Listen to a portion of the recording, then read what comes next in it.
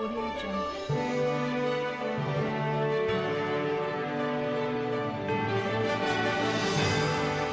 Audio Jungle.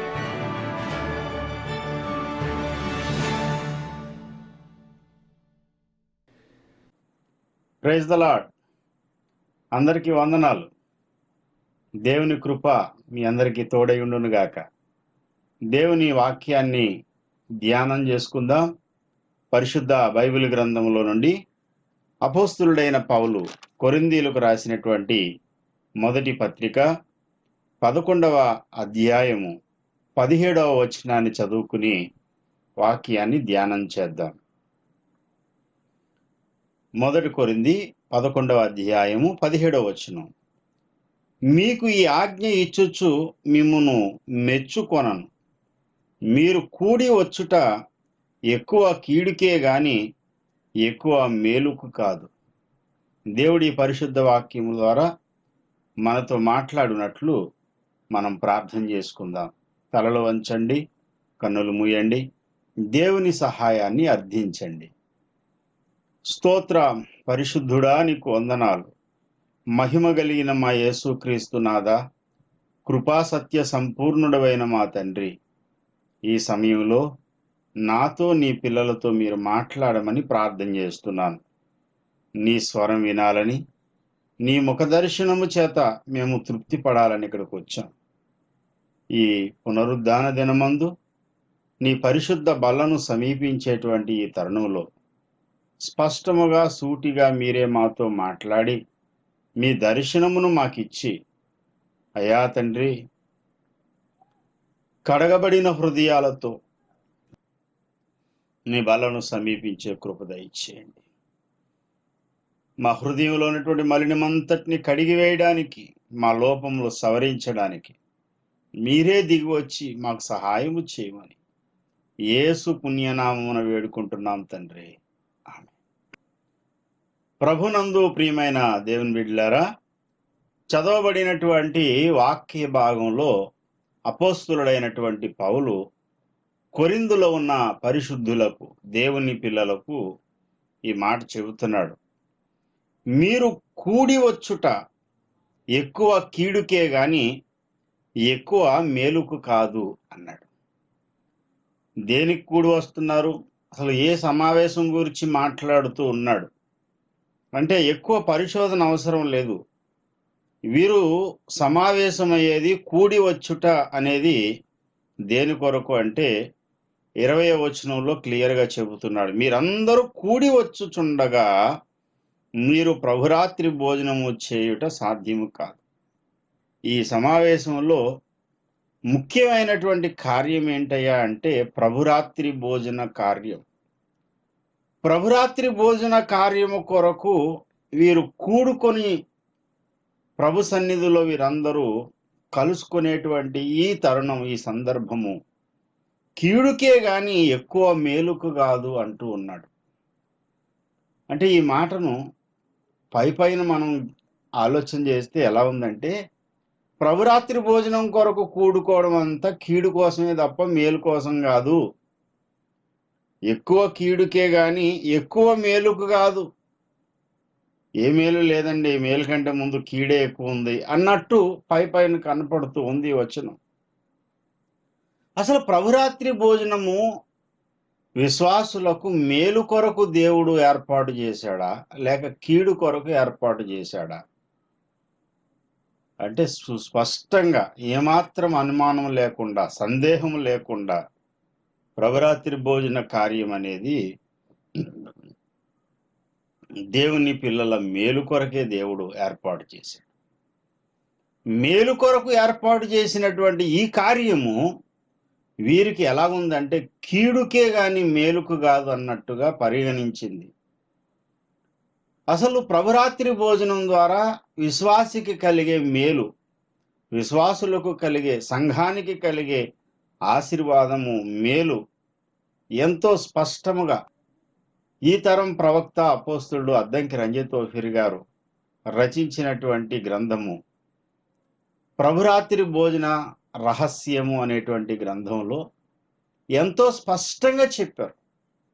అసలు ఎప్పుడు కూడుకోవాలి, ఎలా కూడుకోవాలి, ఎందుకు కూడుకోవాలి, ప్రభురాత్రి భోజనంలో పాల్పంపులు పొందేవానికి ఉండేటువంటి అర్హత ఏంటి, ఇచ్చేవాడు ఎవరు, తీసుకునే వాళ్ళు ఎలా తీసుకోవాలి, అసలు ప్రభురాత్రి భోజనంలో ఉపయోగించి ఉండే పదార్థాలు ఏంటి, ప్రభు రాత్రి భోజనమా, ప్రభు పగటి భోజనమా, ఆదివారమా లేకపోతే ఎప్పుడు, ఇలా అనేక ప్రశ్నలకు సమాధానం చెబుతూ దైవజనుడు ప్రవక్త అద్దంకి రంజిత్ ఓఫీర్ గారి ద్వారా దేవుడు ఆ గ్రంథాన్ని రచింపజేశారు. అందుబాటులో దొరుకుతుంది. ఓఫీర్ పబ్లికేషన్ మీరు సందర్శించండి. ఆన్లైన్లో అమెజాన్లో కూడా మీకు ఓఫీర్ బుక్స్ దొరుకుతున్నాయి. కాబట్టి వాటిని చదవండి, ఆశీర్వాదం పొందండి. మెటుకు ప్రభురాత్రి భోజనంలో పాల్పంపులు పొందుట ద్వారా విశ్వాసికి కలిగేటువంటి ఆశీర్వాదము, మేలు ఏంటయ్యా అంటే యోహాను సువార్త 6వ అధ్యాయము 54వ వచనం. నా శరీరము తిని నా రక్తము త్రాగువాడే నిత్య జీవము గలవాడు, అంత్యదినమున నేను వానిని లేపుదును. నమ్మి బాప్తిస్మం పొంది నిత్య జీవము నాకు కావాలి అని ఎదురు చూసేటువంటి వారు, అసలు బాప్తిసం పొందేది దేనికండి? లోకరక్షకుడైన యేసుక్రీస్తు ప్రభువారిని రక్షకుడిగా అంగీకరించి పాప క్షమాపణ నిమిత్తము మనం బాప్తిసం పొందేది ఎందుకు అంటే నిత్య జీవం కొరకు. ఆ నిత్య జీవం మనకు దొరకాలి అంటే ఒక్క బాప్తిస్మం ఒకటే కాదు, ఆ తర్వాత చేయవలసిన పని ఏంటంటే ప్రభురాత్రి భోజనంలో పాల్పంపులు పొందాలి. యోహాను సువార్త 6వ అధ్యాయం మనం చదివినటువంటి వచనాన్ని మరొకసారి జ్ఞాపకం చేస్తున్నాను. 54లో నా శరీరము తిని నా రక్తము త్రాగువాడే నిత్య జీవము గలవాడు, అంత్యదినమున నేను వానిని లేపుదును.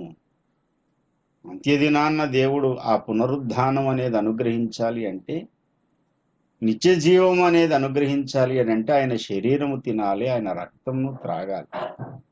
ప్రభురాత్రి భోజన కార్యం అనేది అందుకే దేవుడు ఏర్పాటు చేశాడు.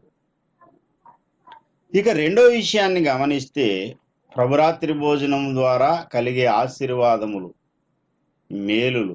మొదటిది నిత్య జీవము.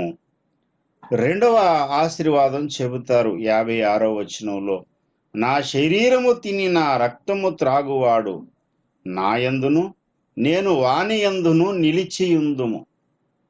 నా యందు నిలిచి ఉండండి, నేను ఎవని యందు నిలిచి ఉంటానో, ఎవడు నా యందు నిలిచి ఉంటాడో వాడు బహుగా ఫలిస్తాడు అని ప్రభువారు చెప్పినటువంటి మాట ఇదే యోహాను సువార్త 15వ అధ్యాయంలో ఉంది. ప్రియ దేవుని బిడ్డలారా, ఈ ఆశీర్వాదాలన్నీ ఎప్పుడైనా మరలా ఒకసారి నేను పూర్తిగా వివరించడానికి ప్రయత్నం చేస్తాను. ఇప్పుడు నా అంశం అది కాదు, కానీ ఊరికే సందర్భం వచ్చింది కనుక వీటిని జ్ఞాపకం చేస్తూ ఉన్నాను. మొదటి ఆశీర్వాదము నిత్య జీవము. రెండవ ఆశీర్వాదం ఏంటి అని అంటే ఆయన మనయందు మనము ఆయన యందు నిలిచి ఉండడం అనేది ఎలా సాధ్యమవుతుంది అంటే ఈ ప్రభురాత్రి భోజన కార్యములో పాలు పొందుట ద్వారా. ప్రభురాత్రి భోజనంలో పాలు పొందుట ద్వారా నిత్య జీవం అనేది మనం సంపాదించుకుంటున్నాము. ఆ నిత్య జీవమును అనుగ్రహించే దేవుడు మనలో నివాసం చేస్తూ ఉన్నాడు. మూడవ ఆశీర్వాదము యోహాను సువార్త 6వ అధ్యాయము 57వ వచనంలో రాయబడింది. జీవము గల తండ్రి నన్ను పంపెను గనుక నేను నా తండ్రి మూలముగా జీవించినట్టే నన్ను తినువాడు నా మూలముగా జీవించును. పాపభూయిష్టమైనటువంటి ఈ లోకంలో పాపరహితుడుగా యేసుక్రీస్తు ప్రభువారు బ్రతికారు. తండ్రి అయిన దేవుడు ఈ మాట అన్నారు, ఈయన నా ప్రియ కుమారుడు, ఈయన యందు నేను ఆనందించుచున్నాను. ప్రియ కుమారుడు, ఈయన యందు నేను ఆనందిస్తున్నానని ఎందుకన్నాడు? యేసు ప్రభువారు చేసిన అద్భుతాలు, సూచక్రియలు, మహత్కార్యాలను బట్ట కాదు. అప్పటికి ఇంకా ఏ మహత్కార్యాలు చేయలేదు. బాప్తిసం పొంది బయటకు వచ్చారు, ఒడ్డుకు వచ్చారు. అప్పుడు తండ్రి అయిన దేవుడు చెప్తున్న మాట, ఈయన నా ప్రియ కుమారుడు, ఈయన యందు ఆనందించుచున్నాను.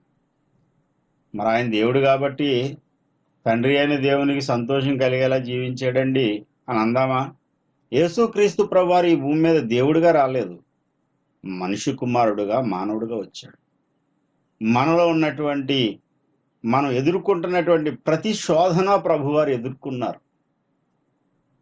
మన వలనే ఆయన శోధింపబడి పాపము లేని వానిగా ఉన్నాడు. అసలు ఎన్ని శోధనలు ఈరోజు మనం ఎదుర్కొంటున్నామో ఆ సకల శరీర శోధనలు ప్రభువారు ఎదుర్కొన్నారు. కానీ ఆయన పాపము లేని వానిగా పరిశుద్ధునిగా ఈ భూమి మీద జీవించాడు. అసలు ఆ పరిశుద్ధ జీవిత రహస్యం ఏంటి? ఇక్కడ చెప్తున్నాడు, నేను నా తండ్రి మూలముగా జీవించి ఉన్నాను. యేసుక్రీస్తు ప్రభువారు పవిత్ర జీవిత రహస్యం ఏంటి అని అంటే తండ్రి మూలముగా జీవించుచున్నాడట ఆయన. మరొక అద్భుతమైన మాట చెప్పారు, నన్ను తినువాడు నా మూలంగా జీవిస్తాడు. తండ్రి మూలముగా యేసయ్య జీవించారు ఈ లోకంలో. యేసయ్యను తినువాడు, యేసయ్య శరీరము తిని ఆయన రక్తము త్రాగేవాడు ఆయన మూలముగా జీవించగలుగుతాడు. ఎంత అద్భుతమైనటువంటి ఆశీర్వాదము, ఎంత అద్భుతమైనటువంటి అవకాశాన్ని దేవుడిచ్చాడో చూడండి. ఇక మొదటి ఆశీర్వాదం చెప్పాను, నిత్య జీవమును మనకు అనుగ్రహించడానికి ప్రభురాత్రి భోజనాన్ని దేవుడు ఏర్పాటు చేశాడు. ఆయన మన యందు, మనం ఆయన యందు నివసించడానికి, జీవించడానికి ప్రభురాత్రి భోజనం అనే కార్యాన్ని దేవుడు ఏర్పాటు చేశాడు. మూడవది, ఆయన మూలముగా మనము జీవించడానికి. ఎలా జీవించాలి? పరిశుద్ధులుగా జీవించడానికి. పాపము అంటేటువంటి అవకాశం ఉన్న ఈ లోకంలో పాపరహితులుగా, పవిత్రులుగా జీవించడానికి ప్రభురాత్రి భోజనము మనకు అవసరమై ఉంది.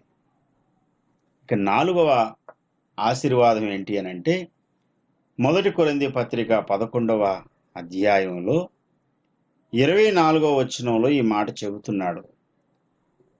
దానిని విరిచి, ఇది మీ కొరకైన నా శరీరము, నన్ను జ్ఞాపకము చేసుకొనుటకై దీనిని చేయుడి అని చెప్పాను.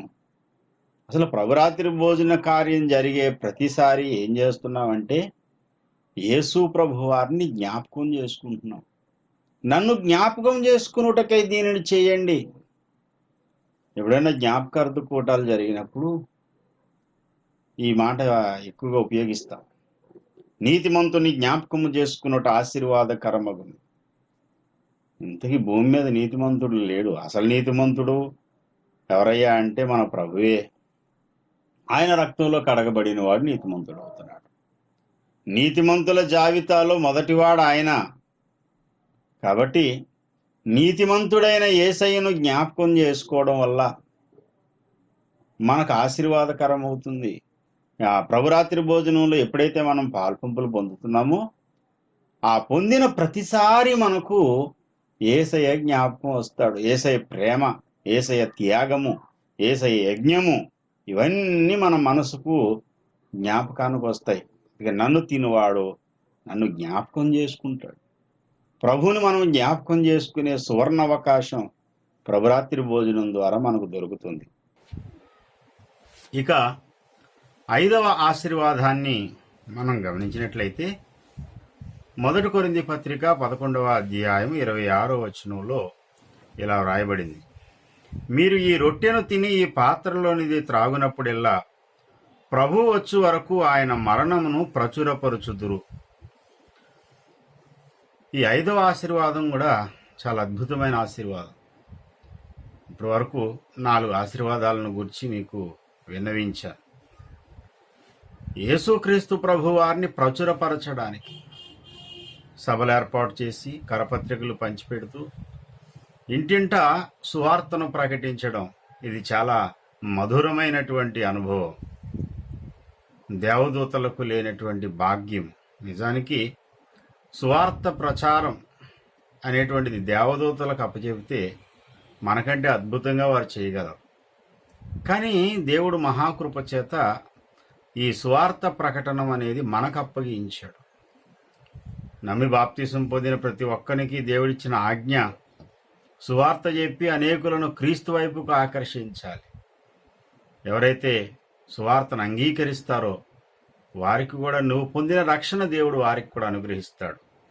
ఇలా ఎవరినైతే నీతి మార్గం వైపుకు అనేకులను త్రిప్పుతారో వారు ఆకాశమందలి జ్యోతుల వలె ప్రకాశిస్తారని దానియేలులో వ్రాయబడి ఉంది. ప్రియ దేవుని పిల్లలారా, అనేకులకు ప్రయోజనకరమైనటువంటిది, అనేకులను రక్షణ మార్గంలోనికి నడిపించేటువంటిది సువార్త. పౌలంటాడు, సువార్తను గూర్చి నేను సిగ్గుపడువాడును కాను. బూదిగంతముల వరకు వెళ్ళండి, మీరు సమస్త జనులకు సువార్త ప్రకటించండి అని ప్రభువారు చెప్పారు. ప్రభువారు ఆజ్ఞను నెరవేరుస్తూ అనేక ఆత్మలను అగ్నిలో నుండి లాగినట్టు లాగుతూ మోక్ష మార్గ వైపుకు నడిపిస్తూ, తద్వారా నీవు కూడా ఆకాశమందలి నక్షత్రం వలె ప్రకాశించడానికి, మహిమను పొందుకోవడానికి, బహుమానం పొందుకోవడానికి ఒక అవకాశం, ఒక వేదిక ఈ సువార్త ప్రకటన. ఇది సువార్త ప్రకటించడానికి ఒక మౌన సువార్త. ప్రతి ఆదివారం నాడు మనం రొట్టె విరిచినప్పుడు మన చుట్టూ ఉన్నటువంటి అన్యజనులు వీళ్ళు ఏం చేస్తున్నారండి, రొట్టె ఏంటండి, ఆ ద్రాక్షారసం ఏంటి? అప్పుడు మనం చెబుతున్నాం ప్రభువారి మరణమును, ప్రభువారు మన కొరకు చేసినటువంటి ఆ యజ్ఞాన్ని ప్రచురపరుస్తున్నాం. నేను వచ్చే వరకు మీరు దీనిలో పాలు పంపులు పొందినప్పుడెల్లా, 26వ వచనంలో, మీరు ఈ రొట్టెను తిని పాత్రను త్రాగునప్పుడెల్లా ప్రభు వచ్చే వరకు ఆయన మరణమును ప్రచురపరుచుదురు. యేసునాథుని యొక్క మరణాన్ని ప్రచురపరిచేటువంటి ఒక మహాదివ్యమైనటువంటి ఆశీర్వాదం. ఏంటయ్యా, డబ్బులు మూటలు కలిసి వచ్చాయంటే ఆశీర్వాదం అనుకుంటున్నారు. నిజమైన ఆనందము, నిజమైన ఆశీర్వాదం ఏంటో తెలుసా? ఆయనను ప్రచురపరచుట, ఆయన శిలువను ప్రజల ముందు ప్రదర్శించుట. ఇటువంటి భాగ్యము మనకు ప్రభురాత్రి భోజనము ద్వారా కలుగుతుంది. ప్రభురాత్రి భోజనంలో పాలు పొందుట ద్వారా కలిగే 6వ ఆశీర్వాదం 1 కొరింథీ పత్రిక 11వ అధ్యాయము 31వ వచనంలో, అయితే మనలను మనమే విమర్శ చేసుకుని ఎడల తీర్పు పొందకపోదు. ప్రతి విశ్వాసిని కలత పెట్టేటువంటి విషయం ఏదైనా ఉందంటే అది తీర్పు. ఎందుకంటే తీర్పు అనేది సామాన్యమైనది కాదు. తీర్పు అన్యజనులకండి, రక్షణ పొందిన వారికి తీర్పు ఎక్కడా అనేవాళ్ళు కూడా ఉన్నారు. అంటాడు 1 పేతురు పత్రిక 4వ అధ్యాయము 17వ వచనం, తీర్పు దేవుని ఇంటి యొద్ద ఆరంభమగు కాలం వచ్చి ఉన్నది, అది మన యొద్దనే ఆరంభమైతే దేవుని స్వార్థకు అవిధేయులైన వారి గతి ఏమవును? 18వ వచనం, మరియు నీతిమంతుడే రక్షింపబడుట దుర్లభమైతే భక్తిహీనుడును పాపి ఎక్కడ నిలుతురు? ప్రియమైన దేవుని పిల్లలారా, మనము తీర్పును ఎదుర్కోవాల్సిన అవసరం ఉంది. ప్రతి ఒక్కడు కూడా తాను దేహముతో జరిగించిన వాటి ఫలము పొందడానికి మనము దేవుని సింహాసనం ముందు, తీర్పు సింహాసనం ముందు నిలబడాలి. 2వ కొరింథీ పత్రిక 5వ అధ్యాయము 10వ వచనం ఇదే మనకు నేర్పిస్తున్నటువంటి సందేశం. ఎందుకనగా తాను జరిగించిన క్రియల చొప్పున అవి మంచివైనను సరే చెడ్డవైనను సరే దేహముతో జరిగించిన వాటి ఫలమును ప్రతివాడును పొందునట్లు మనమందరమును క్రీస్తు న్యాయపీఠము ఎదుట ప్రత్యక్షము కావలేను. దేహముతో జరిగించినవి అవి మంచివైనా చెడ్డవైనా, మనం దేహంతో జరిగించిన వాటి క్రియల ఫలము పొందడానికి తీర్పు సింహాసనం దగ్గర, దేవుని న్యాయపీఠం దగ్గర మనం నిలబడాలి. రోమాపత్రిక 2వ అధ్యాయం 16వ వచనం, దేవుడు నా సువార్త ప్రకారము యేసుక్రీస్తు ద్వారా మనుషుల రహస్యములను విమర్శించు దినమందు ఇలాగూ జరుగును. మనుషుల యొక్క రహస్యాలన్నిటినీ విమర్శిస్తాడు దేవుడు. విమర్శ దినం అనేది ఒకటి ఉంది. న్యాయపీఠం ముందు మనం నిలబడేటువంటి సమయం ఒకటి ఉంది. అదే తీర్పు. అది న్యాయపు తీర్పు. మన దేహంతో జరిగించిన వాటిని, మన హృదయ రహస్యాలు, మన నోటి మాటలు, మనం చేసిన పని యొక్క ఫలితము, ఇవన్నీ అనుభవించడానికి సింహాసనం ముందుకు రావాలి. ప్రియ దేవుని బిడ్డలారా, తీర్పు అనేది మనకుంది. మనం చేసిన క్రియలకు ఫలం పొందేటువంటి దినం ఒకటి ఉంది అనే జ్ఞాపకం మనకుంటే ఆ తీర్పు దినం మహాభయంకరమైంది. పాతకాల పాట ఉంటుంది, ఆయన మహాభయంకరము సింహం వలె ఆయన కూర్చుంటాడు. కాబట్టి ప్రియ దేవుని పిల్లలారా, ఆ తీర్పు దినాన్న మన యొక్క అపరాధములను ఆయన లెక్కలోకి తీసుకోకుండా, మన అపరాధాలని ఆయన గ్రంథములో నుండి చెరిపివేయాలి అంటే ఒక మార్గం ఉంది. ఆ మార్గం చెబుతున్నాడు. ప్రభురాత్రి భోజనం దగ్గరికి వచ్చినప్పుడు మనల్ని మనమే విమర్శించుకున్నప్పుడు కలిగే ఒక శుభ పరిణామం ఏంటంటే, ఆ విమర్శ దినాన్న దేవుడు నిన్ను అడగవలసినటువంటి నీ మీద ఉన్నటువంటి కేసులన్నీ కూడా కొట్టివేయబడతాయి అన్నమాట.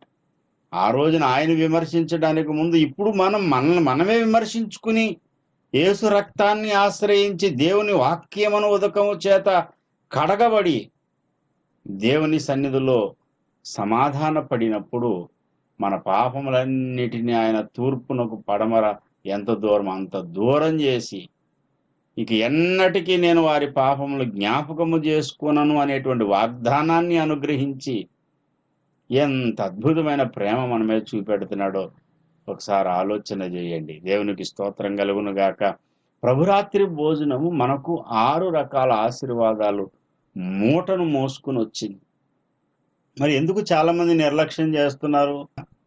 ప్రభురాత్రి భోజనంలో పాల్పంపులు పొందకుండా నిర్లక్ష్యం చేయొద్దు, ప్రభు బల్లను పోగొట్టుకోవద్దు. అన్నిటికంటే ముందు దానికి ప్రాధాన్యతనివ్వండి.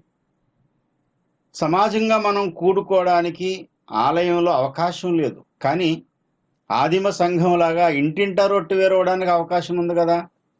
ఇంటింటా రొట్టె విరవడానికి అవకాశం ఉంది కనుక ఈ అవకాశాన్ని సద్వినియోగం చేసుకోండి.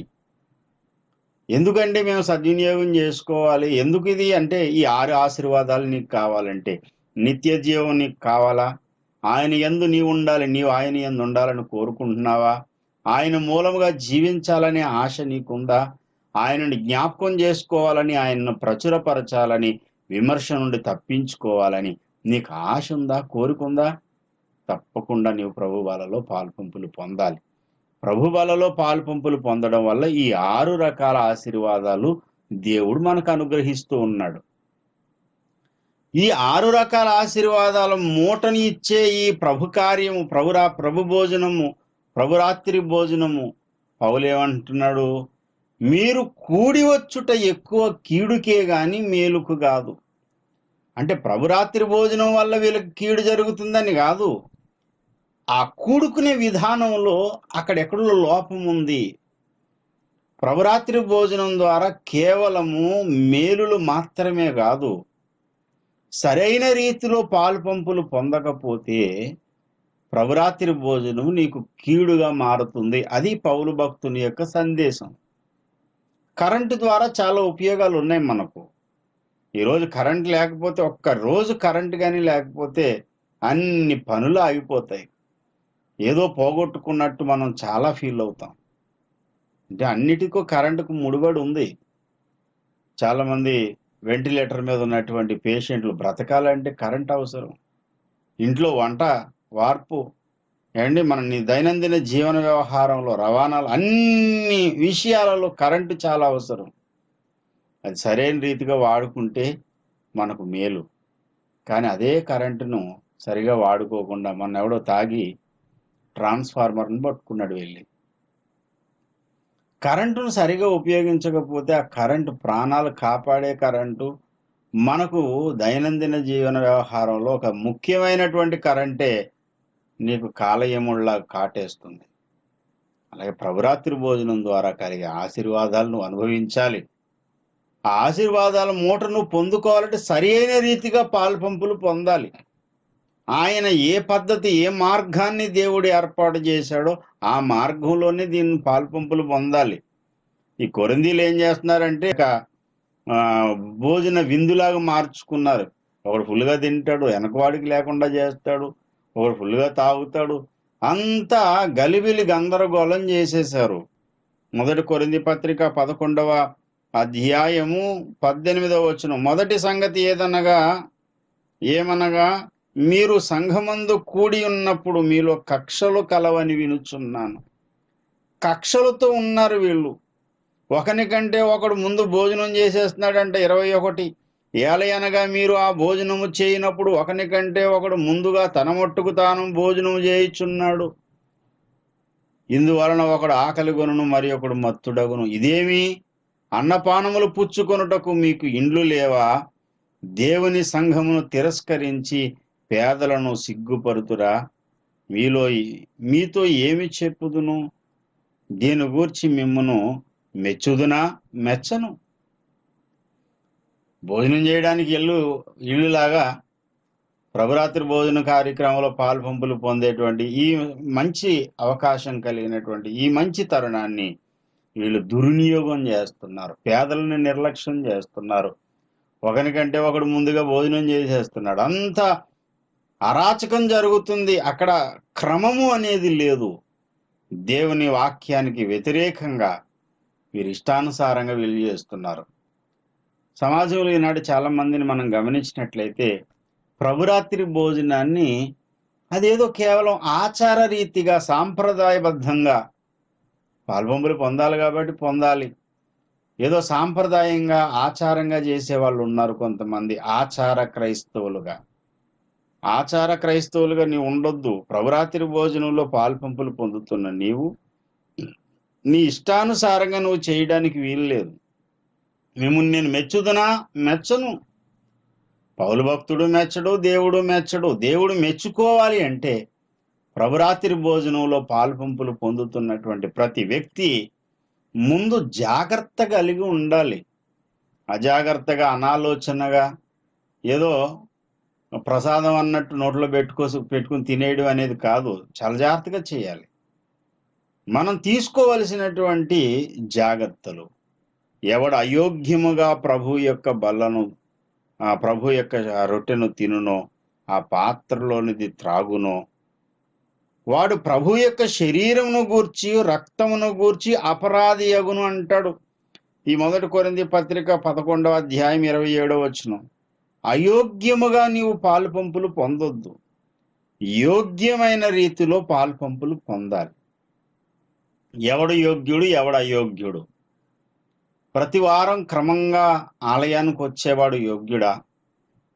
లేక తెల్లని వస్త్రాలు ధరించుకునేవాడు యోగ్యుడా? ఇలాంటి బోధకులు కూడా ఉన్నారు. ఇలాంటి సిద్ధాంతాలు కూడా ఉన్నాయి. ప్రభురాత్రి భోజనంలో పాల్పంపులు పొందాలి అని అంటే తెల్లని బట్టలు వేసుకోవాలి. తెల్లని బట్టలు లేకపోతే వైట్ అండ్ వైట్ డ్రెస్ వేసుకుంటేనే ప్రభురాత్రి భోజనంలో పాల్పంపులు పొందడానికి అర్హుడు అనేటువంటి సిద్ధాంతాన్ని సృష్టించిన వాళ్ళు ఉన్నారు. 3 దినాలు ఉపవాసం ఉండి ప్రార్థన చేసుకున్న వాడే ప్రభురాత్రి భోజనంలో పాల్పంపులు పొందాలనేవారు కూడా ఉన్నారు. ఇలా రకరకాలుగా మా సంఘంలో బాప్తిసం పొందిన వాడైతేనే ప్రభురాత్రి భోజనం ప్రభురాత్రి భోజనంలో వాడికి పాల్పంపులు ఉంటాయి. వేరే సంఘంలో బాప్తిసం పొందిన వాడికి మేము ఇవ్వం. ఇలా రకరకాల అర్హతలు సమాజంలో పెట్టారు, సంఘాలలో ఉన్నాయి. కానీ బైబిల్లో దేవుడు కోరుకుంటుంది, దేవుడు చెబుతుంది అది కాదు. ఒకడు యోగ్యుడా అయోగ్యుడా అనేది లేఖనమును బట్టి, దేవుని వాక్యాన్ని బట్టి నిర్ణయించాలి. యోగ్యుడని నిర్ణయించడానికి తెల్లని బట్టలు కాదండి. మొదట వాడు పాప క్షమాపణ నిమిత్తము ప్రభువైన యేసుక్రీస్తు నామములో బాప్తిసం పొందాలి. అసలు బాప్తిసం పొందిన తర్వాతనే వీరు ప్రభు బల్లలో పాల్పంపులు పొందడానికి అర్హులు. అపోస్తులైనటువంటి పేతురు గారు చెప్పినటువంటి మాట మీకు జ్ఞాపకం చేస్తాను. అపోస్తుల కార్యముల గ్రంథము 2వ అధ్యాయము 38వ వచనంలో పేతురు, మీరు మారు మనసు పొంది పాపక్షమాపణ నిమిత్తము ప్రతివాడు యేసుక్రీస్తు నామమున బాప్తిస్మం పొందుడి, అప్పుడు మీరు పరిశుద్ధాత్మ అను వరమును పొందుతారు. పేతురు యొక్క బోధ విని హృదయంలో నొచ్చుకుని, సహోదరులారా మేమేమి చేతుము అని అడిగినటువంటి ప్రజలకు పేతురు గారు ఇచ్చినటువంటి సందేశం, మీరు మారు మనసు పొందండి, పాప క్షమాపణ నిమిత్తము బాప్తిసం పొందండి అని చెప్పిన తర్వాత అతని వాక్యమును అంగీకరించినటువంటి వారందరూ బాప్తిసం పొందారట. 41వ వచనం. కాబట్టి అతని వాక్యము అంగీకరించిన వారు బాప్తిస్మము పొందిరి. ఆ దినమందు ఇంచుమించు 3,000 మంది చేర్చబడిరి. మీరు యేసుక్రీస్తు నామములో బాప్తిసం పొందండి అని చెప్పినప్పుడు ఇంకా ఏం చెప్పాడంటే చాలా సంగతులు చెప్పాడు. 40వ వచనంలో ఇంకను అనేక విధములైన మాటలతో సాక్ష్యమిచ్చి, ఇంకా చాలా మాటలు చెప్పాడు. పేతురు గారు చెప్పిన మాటలను బట్టి వాళ్ళు ఏం చేశారంటే 42వ వచనం, మొదట బాప్తిసం పొందారు, తర్వాతట బోధయందును సహవాసమందు రొట్టె విరుచుటయందు ప్రార్థన చేయుటయందు ఎడతెగకయున్నారు. అంటే పేతురు గారు చెప్పాడు అన్నమాట ఈ విషయాలు. మీరు మారుమనసు పొందండి, పాప క్షమాపణ నిమిత్తం బాప్తిసం పొందండి, మూర్ఖులకు ఈ తరం వారికి వేరే రక్షణ పొందండి, అపోస్తుల బోధలో ఉండండి, ఇంకను అనేక విధములైన మాటలతో. ఆ ఇంకను అనేక విధములైన మాటలలో ఒక మాట ఏంటంటే రొట్టె విరుచుటయందు ఎడతెగక ఉండాలి. ఈ మాట ఎవరికి ఇచ్చాడు అంటే బాప్తిసం పొందిన వారికి. నేను బాప్తిసం పొందలేదండి, వైట్ అండ్ వైట్ డ్రెస్ వేసుకొచ్చాను, నాకు ఇవ్వండి అంటే కుదరదు. నువ్వెంత సీనియర్ అయినా, చాలా కాలంగా మీ తాతలు ముత్తాతలు సంఘ నాయకులు, సంఘ పెద్దలు అయితే అవ్వచ్చు, లేకపోతే మందిర నిర్మాణం కొరకు ఎంతో పాటుపడిన వారు కావచ్చు. ఎంత ఏమైనా సరే నువ్వు నమ్మి బాప్తిసం పొంది, మారు మనసు పొంది బాప్తిసం పొందకపోతే నువ్వు ప్రభురాత్రి భోజనంలో పాల్పంపులు పొందడానికి అర్హుడవు కాదు. రెండో విషయం, బాప్తిసం పొందినటువంటి వారు అంటే స్నానము చేసినటువంటి వారు. యేసుక్రీస్తు ప్రభువారు శిష్యుల పాదములు కడగడానికి పూనుకున్నప్పుడు పేతురు అడుగుతాడు, నీవు నన్ను కడగొద్దయ్యా, నువ్వు నా పాదాలు కడగడం ఏంటి? అప్పుడు ప్రభువారు చెబుతారు, నేను నిన్ను కడగకపోతే నీకు పాలు లేదు, నాతో నీకు పాలు లేదని ప్రభువు అన్నప్పుడు పేతురు అంటాడు, నా కాళ్లే కాదు, నా చేతులు, నా తల కడుగు అంటే అక్కడ పేతురు గారికి యేసయ్య చెప్పిన మంచి మాట.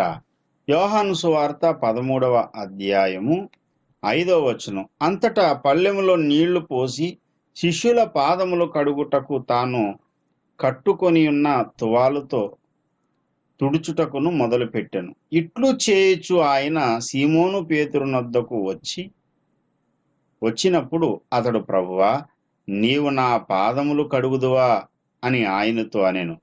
అందుకు యేసు, నేను చేయుచున్నది ఇప్పుడు నీకు తెలియదు గాని ఇక మీదట తెలుసుకుందు అని అతనితో చెప్పగా, పేతురు, నీవెన్నడునూ నా పాదములు కడగరాదని ఆయనతో అనెను. అందుకు యేసు, నేను నిన్ను కడుగని ఎడల నాతో నీకు పాలు లేదనెను. సీమోను పేతురు, ప్రభువా, నా పాదములు మాత్రమే గాక నా చేతులు, నా తల కూడా కడుగుమని ఆయనతో చెప్పాను.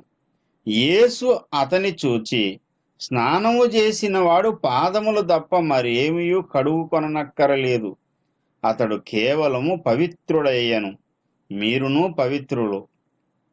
స్నానం చేసిన వాడు పాదములు తప్ప మరేమీ కడగనక్కర్లేదని ప్రభు చెబుతున్నాడు. పునర్జన్మ సంబంధమైన స్నానము ద్వారా నూతన జీవాన్ని మనం పొందుకున్నాం, నిత్య జీవాన్ని పొందుకున్నాం. మరి బాప్తిసం పొందినటువంటి నీవు ప్రభు బలలో పాల్పంపులు పొందడానికి వచ్చినప్పుడు ఏం చేయాలి అంటే పాదములు కడుక్కోవాలి, నీ ప్రవర్తన కడుక్కోవాలి. ఎవడు అయోగ్యముగా అన్నాడు. అయోగ్యుడు ఎవరో తెలుసా? మారుమనసు పొంది బాప్తిసం పొంది ప్రభు బలలోనికి వెళ్లే ముందు తన ప్రవర్తన కడుక్కోకుండా చేయబెట్టేవాడు అయోగ్యుడు అవుతాడు. నీ ప్రవర్తనను కడుక్కోవాల్సిన అవసరం ఉంది. ఎవరు కడగలరండి? నీ ప్రవర్తన శుద్ధి చేయగలిగిన వాడెవరు? యేసయ్యే. నేను నిన్ను కడుగని ఎడల నాతో నీకు పాలు లేదన్నాడు. ప్రభురాత్రి భోజనం దగ్గరికి వెళ్ళేటప్పుడు తప్పకుండా నీ పాదములు, నీ ప్రవర్తన, నీవు నడిచి వచ్చినటువంటి నీ యొక్క జీవితాన్ని యేసు రక్తము చేత శుద్ధి చేయబడిన స్థితి నీకు ఉండాలి. శుద్ధీకరణ కలిగి ఉండాలి. శుద్ధీకరణ లేకుండా ప్రభు బలలోనికి వెళ్ళొద్దు. ఎవరైతే శుద్ధి చేయబడకుండా ప్రభు బలలోనికి ప్రభు బలలో చేయి పెడతాడో వాడు తప్పకుండా మేలు కాదండి, కీడునే పొందుకుంటాడు. మరి ఎక్కువ కీడుకే అన్నాడు. బాప్తిసం పొందకుండా ప్రభు బలలో పాల్పంపులు పొందితే కీడే, అదేం మేలు కాదు. బైబిల్లో ఉజ్జియా అనేటువంటి రాజు ఉన్నాడు. రాజైన ఉజ్జియా ధూపం వేయడానికి ధూపార్తి పట్టుకుని పరిశుద్ధ స్థలంలోనికి ప్రవేశించాడు. అది అతనికి మేలు కలగలేదు. దేవునికి ధూపం వేయడం మంచిదే, కానీ అతడు అర్హుడు కాదు. ధూపం వేయడానికి నియమించబడిన యాజకులు అక్కడ ఉంటుండగా అతడు రౌద్రము చూపుతూ కోపావేశుడై నేను తగనివాణ్ణా అనుకుంటూ గర్వహృదయం కలిగిన వాడై ఆలయంలో ప్రవేశించి శాపం తెచ్చుకున్నాడు. కుష్ఠరోగి అయిపోయాడు రాజైన ఉజ్జియా. అలాగనే అయోగ్యంగా నువ్వు ప్రభు బాలలో పాల్పంపులు పొందితే నీకు శిక్ష తప్పది, మేలు కాదు. మీలో అనేకులు రోగులు వ్యాధిగ్రస్తులు చాలా మంది నిద్రించుచున్నారు అని చెబుతాడు. హిజ్కియా కాలంలో కూడా పస్కా పండుగలో అనాలోచనగా అయోగ్యంగా పాల్పంపులు పొందారట. తమను తాము విధి ప్రకారంగా శుద్ధి చేసుకోకుండా పాల్పంపులు పొందితే వారు రోగిష్ఠులయ్యారు, బలహీనులయ్యారు. అప్పుడు హిజ్కియా ప్రార్థన చేస్తాడు, దయగలిగిన యెహోవా వీరిని స్వస్థపరచుము అని. విధి ప్రకారము శుద్ధి చేసుకోకుండా నియమము తప్పి పస్కాలో పాల్పంపులు పొందితే హిజ్కియా కాలంలో రోగులయ్యారు. ఈ రోజున యేసునాథుడు మనకు నేర్పించినటువంటి, పౌలు నేర్పించినటువంటి, పరిశుద్ధ లేఖనము నేర్పించినటువంటి విధి పారంపర్యాన్ని ప్రక్కన పెట్టి అనాలోచనగా ప్రభు బలలో పాల్పంపులు పొందితే నీవు కూడా రోగి అవుతావు, బలహీనుడు అవుతావు. నువ్వు శాపమే మూటగట్టుకుంటావు, కీడే మూటగట్టుకుంటావు, కానీ అది మేలుకు కాదు. చాలా జాగ్రత్తగా పాల్పంపులు పొందండి. ఇంటింటా నువ్వు పాల్పంపులు పొందుతున్నావు, లేకపోయినా కొన్ని రోజులు ఈ లాక్డౌన్ ఎత్తేస్తారు. మరలా సంఘంలో అందరూ సమాజంగా కలిసి ప్రభు బలలో పాల్పంపులు పొందుతాం. పాలుపంపులు పొందేటువంటి స్థలం ఏదైనా కానీ స్థలంతో సంబంధం లేదు. అది ఇంటైనా పర్వాలేదు, మందిరమైనా పర్వాలేదు.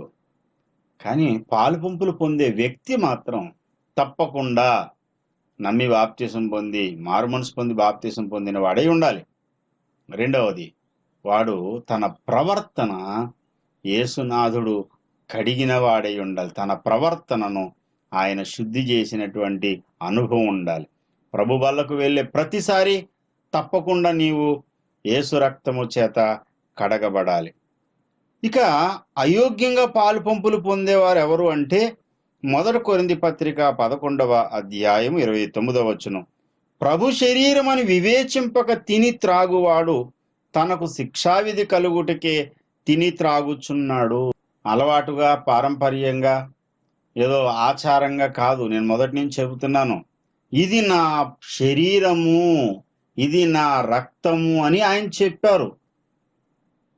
చాలామంది సంఘాల్లో ఇది నా శరీరం లాంటిది, ఇది నా రక్తం లాంటిది అన్నాడని, లేదా ఇది నా శరీరానికి సాదృశ్యం అని చెప్పాడని, ఇలా రకరకాల బోధలు చేస్తున్నారు. నా శరీరానికి సాదృశ్యం అని ఎక్కడా ప్రభు చెప్పలేదు. నా శరీరం అనుకుని తినండి అని చెప్పలేదు. ఆయన చెప్పాడు ఇది నా శరీరము. ప్రార్థన చేసి దైవజనుడు ఆ రొట్టెను విరిచిన తర్వాత అది ప్రభు శరీరం అని నీవు నమ్మాలి. కృతజ్ఞతాస్తుతులు చెల్లించి దేవునికి అప్పగించి, ప్రభువా ఈ పాత్రలో ఉన్న ద్రాక్షారసమును నీ పరిశుద్ధ రక్తముగా మార్చుము అని ప్రార్థన చేసిన తర్వాత అది ప్రభు రక్తమని నీవు వివేచించాలి. ప్రభు రక్తమని వివేచించకుండా, ప్రభు యొక్క శరీరం అని నువ్వు వివేచించకుండా నువ్వు కానీ ఒకవేళ పాల్పంపులు పొందితే శిక్షకే, మేలు కాదు. మీరు కూడి వచ్చుట ఎక్కువ కీడుకే గాని మేలుకు కాదన్నాడు. కీడుకు కారణమయ్యే కారణాలు చెప్తున్నాను. నీవు అయోగ్యమైన రీతిలో పాలుపంపులు పొందొద్దు. మొదటిగా నమ్మి బాప్తిసం పొందినవాడుగా, 2 మరలా ఒక్కసారి ప్రభు వల్లకు వెళ్లే ముందు నిన్ను నువ్వు శుద్ధి చేసుకునేవాడుగా, 3వదిగా అది ప్రభు శరీరం అని, ప్రభు రక్తం అని వివేచన కలిగిన వాడుగా. ఇంకా ఇక్కడ కొరింథీయులు చెప్తున్నటువంటి మాట మరొకసారి జ్ఞాపకం చేస్తున్నాను. ఒకడు ముందు, ఒకడు వెనక. ఒకడు కడుపు నిండా తింటాడు. కడుపు నిండా తినేలాగా అయితే యేసు ప్రభు వారు చాలా రొట్టెలు పంచేవాడు.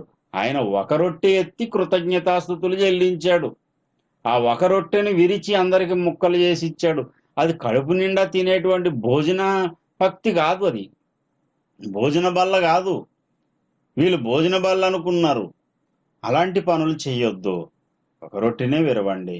ఆ ఒక రొట్టె విరిచి అందరూ పాల్పంపులు పొందే సమయము, అందరూ ఒక్కసారే పాల్పంపులు పొందాలి. ఒకడు ముందు, ఒకడు వెనక పాల్పంపులు పొందుతున్నారట. అంతేకాదండి, కక్షలు పెట్టుకున్నారంట. ఒకని మీద ఒకడు కక్షలు పెట్టుకుని హృదయంలో కక్ష, ఆ కక్ష అలా కొనసాగుతూనే ఉంది. కానీ ఇప్పుడు ప్రభుబలలో పాల్పంపులు పొందుతాడు. ప్రభుబలలో పాల్పంపులు పొందేవాడు యోగ్యుడిగా దేవుని చేత ఎంచబడాలి అంటే ముందు దేవునితో సమాధాన పడాలి. 2, నీ సహోదరునితో నువ్వు సమాధాన పడాలి. ఒకరితో ఒకడు సమాధాన పడకుండా ప్రభు వాళ్ళలో ఎలా పాల్పంపులు పొందుతారండి? ప్రభుతో సమాధాన పడుతున్నాను కదా సరిపోతుంది అనుకుంటున్నావు. మరి నీ సహోదరునికి విరోధంగా నువ్వు చేసిన పనుల విషయంలో నువ్వు ఎందుకు సమాధాన పడవు? ఎందుకు క్షమించవు? ఎందుకు కక్షను లోపల పెంచుకుంటావు? నీ లోపల కక్ష, క్రోధాన్ని పెంచుకుంటే నీ ప్రార్థన దేవుడు వినడు, నీ పాపాన్ని ఆయన క్షమించడు. మర్చిపోకండి, నువ్వు క్షమిస్తేనే క్షమిస్తాడు ఆయన. నా సహోదరులను, నా రుణస్తులను మేము క్షమించి ఉన్న ప్రకారము మా రుణములు క్షమించు. నువ్వు క్షమించిన ప్రకారంగానే ఆయన క్షమిస్తాడు. కక్షలు పెంచుకోవద్దు. హృదయంలో కక్ష, క్రోధాన్ని పెంచుకుని నువ్వు చేసేటువంటి ప్రార్థన, నువ్వు చేసేటువంటి స్తుతి యాగాన్ని దేవుడు అంగీకరించడు. అలాగే ప్రభురాత్రి భోజనంలో పాలుపంపులు పొందుతున్న నీవు కీడును కాకుండా మేలును సంపాదించుకోవాలి అంటే తప్పకుండా ఎవరెవరి మీద అయితే నీకు కోపం ఉందో, ఎవరెవరి మీద అయితే నీకు లోపల మనసులో బాధ ఉందో వాటిని నిలబడి అప్పుడే క్షమాపణ దేవుని దగ్గర చెప్పు, దేవుని దగ్గర అడుగు, వారిని క్షమించు.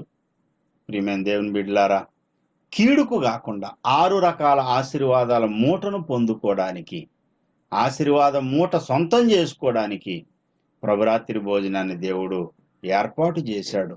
ప్రభు మెచ్చుకునే రీతిగా, ప్రభు ఇష్టపడే రీతిగా ఈ ప్రభు బలలో మనం పాలుపంపులు పొందుదాం. మనం విమర్శ చేసుకుందాం, క్షమిందాం, క్షమాపణ పొందుకుందాం. యోగ్యమైన రీతిలో ప్రభు బలలో పాలుపంపులు పొందుదాం. దేవుడి మాటలు ఆశీర్వదించును గాక. రండి, ప్రార్థన చేసుకుని ప్రభుకు మనం అప్పగించుకుందాం.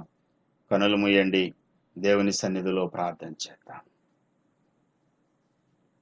పరిశుద్ధుడు అయిన దేవా, ప్రేమ కలిగిన మా యేసయ్య, నీ మహాకృప చేత ఈ దినము నీ శరీరము తిని నీ రక్తము త్రాగుట వలన మాకు వచ్చేటువంటి ఆశీర్వాదాల మూటను గూర్చి చెప్పావు.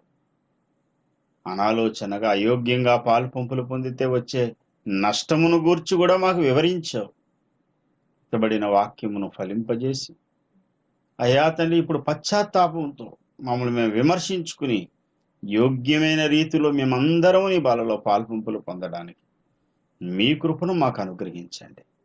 మీరే మహిమ పొందమని యేసు పుణ్యనామమున వేడుకుంటున్నాం పరమ తండ్రి. Amen. Thank you. Praise the Lord. అందరికీ వందనాలు. దేవుడు మిమ్మల్ని దీవించును గాక.